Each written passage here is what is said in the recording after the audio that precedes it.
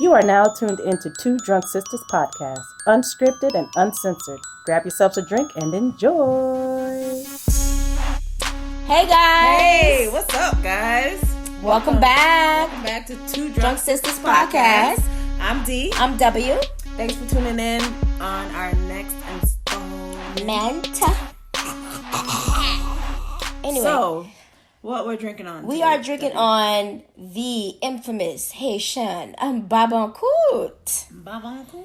And if And you, the English version is Babancourt. That shit be irking me. It's like The Babancourt? nails on a chalkboard. Babancourt. It's Babancourt. Babancourt. Babancourt. That is how you say it, people. But anyway, Say it with pride. yes. All my it's- Haitians out there. Okay, cheers. Woo! Mm. So today, we are going to be talking about Another oldie, but a goodie. You know, one of my favorite films. Yes. Back in the 80s. Yep. Which is called Warlock. Warlock. Now, if you haven't seen the original Warlock, you're fucking missing out. I just recently watched it. So it's a... Was 1987? No, you know what? 1991. Oh shit! It's a 1991. 90s film. Yeah, Look it's at that. a 90s film. So I think there's like 3 installments. There's like Warlock Armageddon, and I And think the Warlock 3. yeah, and it wasn't played by the same actor who played it's in a part different- 1 and 2. Yeah, it's a different actor. Yeah, It's yeah. a different actor, of But we're course. talking about the first Warlock. Yep. From 1991. Yeah, and let me tell you. So Julian Sands, who plays the Warlock, he set the tone for like the rest of his film career. For me, every time I see him in a movie, I'm like, he's evil.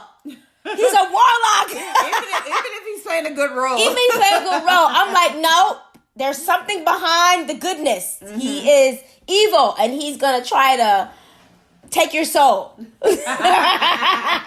It's true. It's true. So, for those of you who haven't seen Warlock, the synopsis for that is: in the 17th century New England, witch hunter Giles Redfern, which is played by Richard E. Grant, captures an evil warlock, which is Julian Sands, but the conjurer eludes death with supernatural help. Flung into the future, the warlock winds up. Winds up. Sorry. Okay. That's my bad. It's an inside joke. Sorry. But the conjurer eludes death with supernatural help. Flung into the future, the warlock winds up in the 1980s.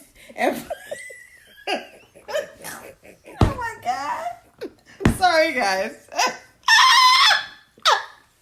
All right, sorry. In the 1980s. The warlock winds up in the 1980s.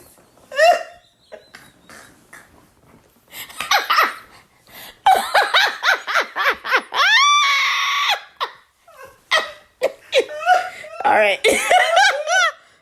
Oh my god. Okay. Woo. All right. Flung into the future, the warlock winds up in the 1980s and plan to bring about the end of the world. Redfern follows the enchanter into the modern era and continues his mission, but runs into trouble in such unfamiliar surroundings with the help of a young woman. Her name is Laurie Singer. Her real name. Can Redfern finally defeat the warlock? Okay. Shit. Winds. Anyway, guys. Get through that shit. Woo. Fuck. But yeah, that's the gist of the story. So just watching. Okay, so watching Warlock over. Watching Warlock over. And it's over 20 years. Yes. I was gonna say 30 years. Over 20 years. I can't get over the winds up. Okay. Sorry, It's y'all. over 20 years. Really? 91. Oh, yeah. It's over 20 years. So anyway, guys, so the movie takes place in 1691, if I'm not mistaken. Yeah. You know, during the that Puritan... Yeah, the 1600s. That's 1600s. Yeah. And so the warlock, whose name I have no fucking clue. in the film. It's the character. Okay, Julian Sands is the actor who plays the Warlock, but I don't think a name was mentioned. No, I don't think his name was just Warlock. The Warlock. Okay, so anyway, so the movie starts off with you see him chained up, and he's about to be he's going to be killed the next day by hanging, fire, whatever, how they used to do it back in the day. Oh, just so you know, there is an older version of the Warlock.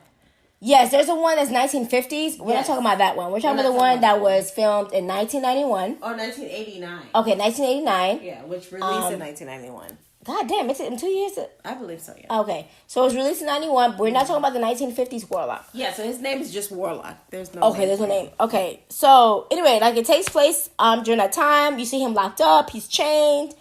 About ready to be killed the next day, and as about to be executed.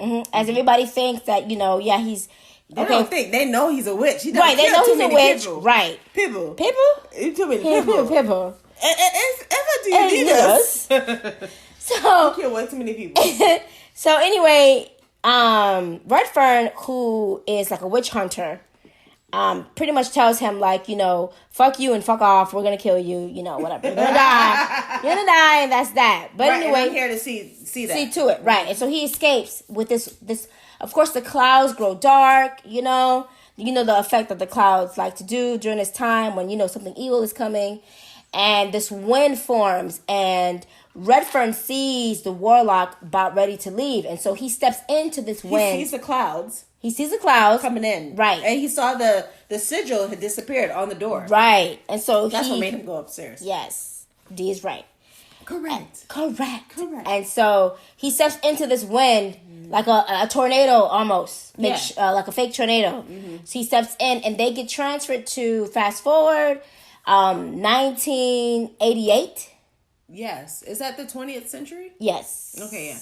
And so the trip is to obtain the grimoire, the grand grimoire, which belongs to Satan. It's Satan's grimoire, like Bible. It's a Bible, but it's filled with black magic. With black magic, spells. Right, with spells. And I'm not gonna say black magic because a lot of people like to say, black magic is like what I practice, and that's not true. So I'm not gonna say black magic. I'm gonna say shit that just is not of light. Dark magic. Dark magic. Okay, yeah, yes. D's right. So dark magic is what the Bible is filled with, and so he needs to obtain this Bible, and it also contains God's original name. Right. And so of course he's on the hunt. Now, guys, this Bible is scattered in 3 parts. Mm-hmm. It's been ripped and torn in 3 parts, 3 sections, so that it doesn't come together. So this is the Warlock's duty, right, is to bring forth old pages together to reveal God's name, yes, and to reverse God's creation, right, which is us, right, which is undo what God created, right. So this is pretty deep. It is pretty deep. I ain't really catch that shit when I was 9. Back then, back then when our mom had us, watch scary movies, we didn't really understand. But as adults, we're like, what the fuck? All right, got it. And then it's like, oh, okay. Mm-hmm. Yeah, I was deep into that. Okay. Right. And so, so this starts the quest. Now, mind you, Redfern, the witch hunter, follows the Warlock into the 20th century. And so, what happens? They try to go after. He recruits, because where the Warlock lands is in this house. And the woman there. Yeah, he ends up meeting Cassandra with a K. Right? Cassandra with a K. With a K. With a K. So they set up on a quest to...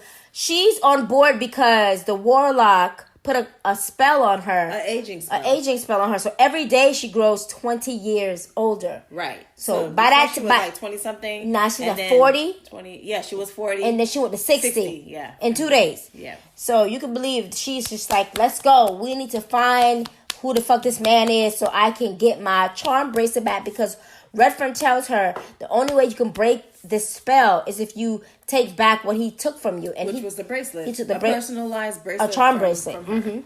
So yeah, guys, they go on this quest, and to rid the warlock of getting the grimoire, and revealing God's name, which he does. He gets it. Right, he does get it. Spoiler alert.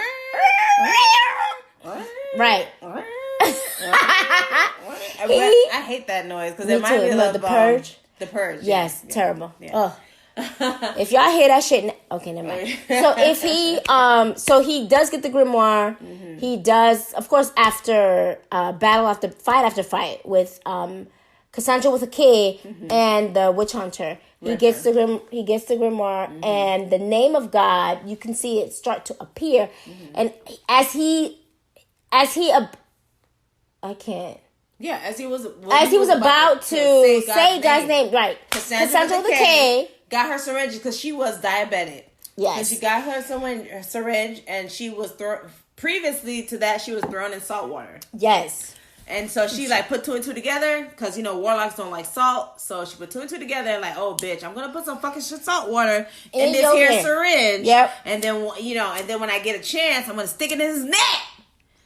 And and see what happens, because I don't think she knew that it was gonna kill him. She probably thought it was he was gonna be wounded for a couple of minutes, right? And then but it ended up killing him. And so we're not gonna say the whole thing, but all in all, she was able to defeat the warlock.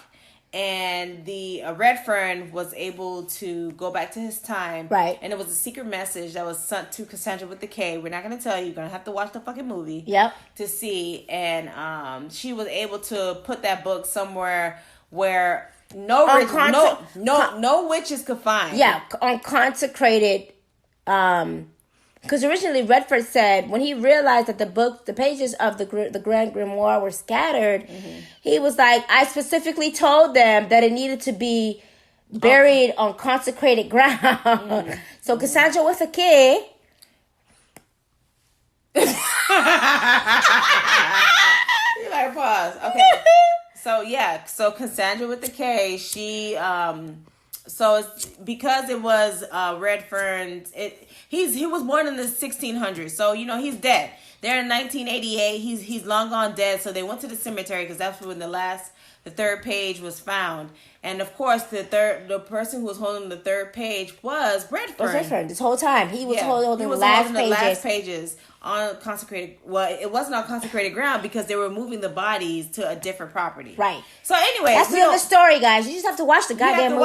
Watch the movie. But what would you say your favorite part of the movie is? Okay, so this is probably bad. My favorite part of the film not my favorite part, but one of the interesting parts to me was when he was playing with that little kid, and the little kid was like, he was telling the little kid, I think he heard church, a choir singing, and then he asked the little kid, what's that noise? And he's like, oh, there's a church over there. And he was like, well, how come you're not at church? And the kid was like, my father doesn't believe in that stuff, And so, he tells the little kid, or the little kid asks him, aren't you a witch or something? Oh, no. He tells the little kid that he's like a warlock, and a witch. And he's like, a witch? I thought all girls were witches. He's like, no. There's some men, they're called warlocks, that are witches as well. And then the little kid says, is that what you are? And he's like, yes. He's like, where's your broom? And the little kid, to fly. And then he's like, a little confused. Like, no, we don't fly with. He's like, brooms. And he's like, yeah. And he's like, don't you need to fly? And so the little kid was like, well, how do you fly? And so he laughed. And so in order for a warlock or a witch, I guess, to fly, they would have to consume a child who was not baptized. Yeah. And so that's what happened. So he has to consume a child's fat. Yeah. So the fat of the child he would drink. Yeah. And that's what would make him fly. Yeah. That was terrible. Yeah. Awful. That is terrible. Awful. But that is. But I was like, wow. A wow factor of. Because he laughed. He's like, when the child asked him, well, what do you need to fly? And he's like, right. Oh my God.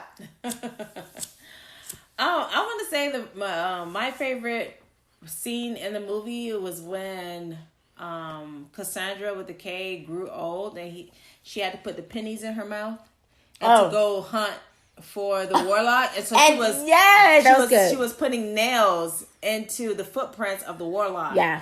And every time she would put a nail and hammer it, he would scream, and that she was would good. be like, "Yeah!" That was good. That was good. And then then she got to the part where his head, and she stuck it in there, and he was like, "Ah!" and then he was like in a train caboose, and his hand laid out, right. And so she saw her bracelet, and she knew that the bracelet was the way that her spell would be broken. Agent, yeah. Right. So she was running for it. She fell, but she got up. She ran for it. And the minute that she was about to get her bracelet, the warlock grabbed her arm, and she was beating his ass with the hammer. And then she fell to the ground, and she thought that was it. Like, she would never see the bracelet again. Like, she was gonna die. But then she looked down to the hammer. She got her bracelet. She put on the bracelet, and she was able to get back to normal. So that was one of my favorite parts. Okay, awesome. I forgot about that.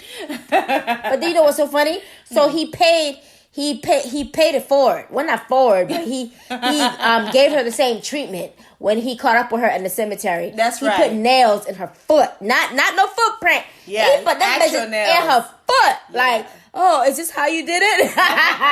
Yeah, that was crazy. Good part. Yeah. Another good part that I liked was when he went to a metaphysical store. Metaphysical store. Yes. And he went to talk to the spiritualist. Yes. And you know how they say, like, they be faking. Some of the spiritualists be faking. Yep. And she was faking. She really was faking in the beginning. She was. Because she was doing her. This shit was fucking funny. We like, nah, we finna wait. We finna wait real quick. She was like saying, "Oh, I am such and such." He gave her a name, which I don't think that was a devil. I think that was like a demon. It was demon. It wasn't a devil. Yeah. Right. So she gave him. He gave her the name that he wanted to summon. And she was like saying, "I am such and such," and he was like, "I would prefer to wait for the real person to come." That shit was crazy. Hilarious. And then the real demon showed up. Right. It showed up. It showed out. Right. Okay. And so that was one of my favorites. That's definitely one of my favorites. Yeah. Yes. It wasn't anything in the movie that really, like, I thought was like, oh my God, this is hella cheesy. Because still to this day, when I was watching it, I was still intrigued to see Me too. what was going to happen next. Too. Even though I saw it a couple of years, I was still intrigued. Me too. There was still stuff going on in my background. I was like, I'm not trying to worry about that. I want to know what the hell is right. I definitely did a lot of rewinding. Mm-hmm. Like, wait a minute, what? Let me catch that again. Mm-hmm. So, I feel like if you're a horror fan, this is the beginning. Yeah, you have to have. Horrorness. It's like your pumpkin head, raw headed Rex. Mm-hmm. Did we tell him who the director was? So the director for Warlock was Steve Miller. I'm sorry. Steve Miner. Oh, Steve Miner. Okay. And I'm trying to see what other films he did. They said that he did. Oh, he did Halloween H2O. That was okay. And I think in 1998, he did Friday the 13th. Okay, yeah. Yeah, and then he did Friday the 13th Part 2, which was in 1981. I can't believe H2O was 98. Yeah. Yo. Yeah. You guys are old. He's done a lot of films. Yeah. Not a lot of horror films, but he's done a lot of good. He has movies under his belt. Right, he got some good horror films under his belt. So cool. yeah, it was a good movie. It's 20 years later, and it's still a good film to watch. Good. So I would recommend you watch that. Yes. I don't know how you're gonna watch it, but just find a way to watch it. Yeah, we found a way. So if we find a way, you find a way. You know what I'm saying?